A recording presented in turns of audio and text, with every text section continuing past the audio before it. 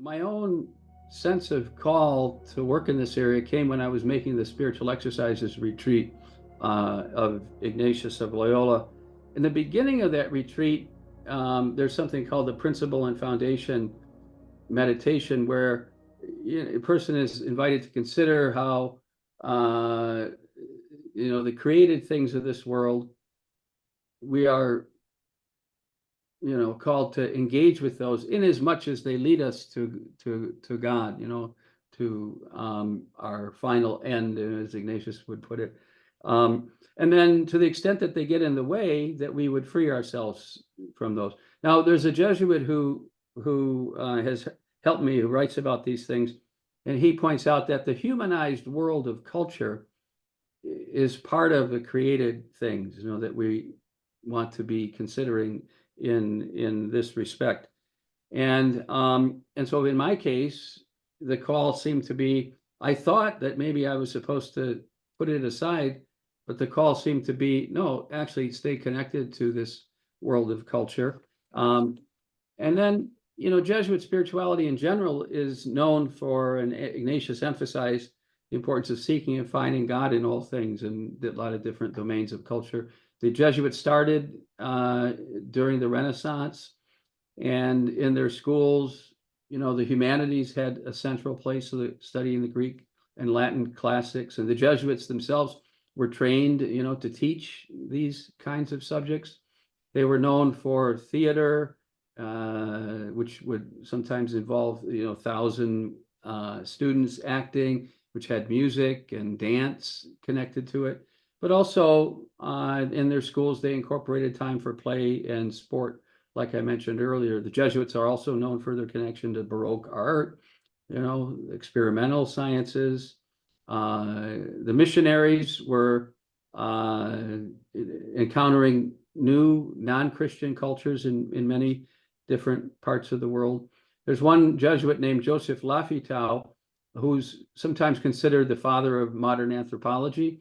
And he wrote a book in which he had 2 chapters on the games of the Native American peoples. So the same kind of attitude of acceptance of games and play in the schools, Jesuit schools, was also found among missionaries when encountering different cultures. And then we're probably very familiar with the presence of sport in Jesuit schools today. Now, I just want to say something about the spiritual exercises retreat, though. I think the genius in the retreat is, and why they've lasted why the retreats lasted so many centuries, is that it helps a person to get a sense of his or her own call.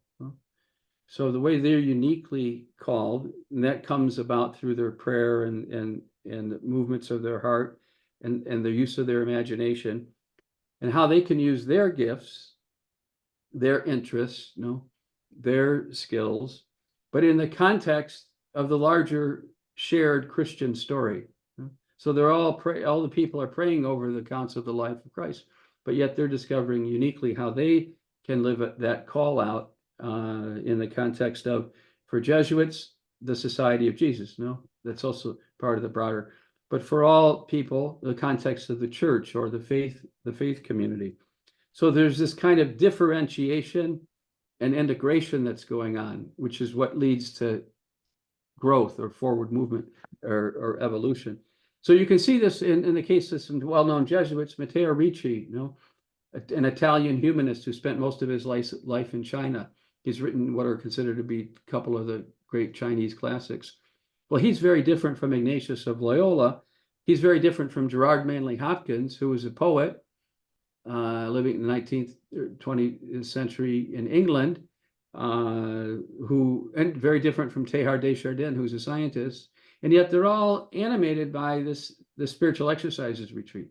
They all had their call, to use their unique gifts, interests, background in service of, the larger church, the larger world in which they were living.